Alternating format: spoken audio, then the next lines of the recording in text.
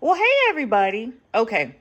I finally finished the round purse pattern. Actually, I finished it a while ago, but I didn't really like how the purse came out. So I set it aside, left it alone, and then I have started now using it as my everyday go-to bag. I simply love this purse.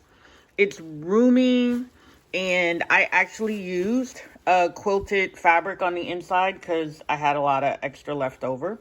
So this is the newest, cutest purse pattern in my Etsy store.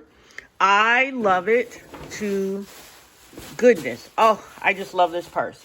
So I hope you'll love it too.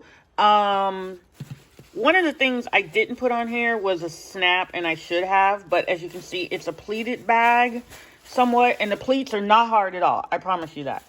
And it makes it look really cute, and it's really roomy. It holds a lot of stuff.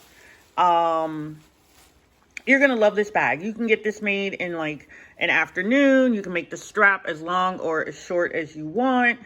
It's adorable. So I hope you'll take a chance and purchase my new round, I'm calling this the pretty round purse pattern. And I hope you'll enjoy it as much as I do. Thanks. Bye.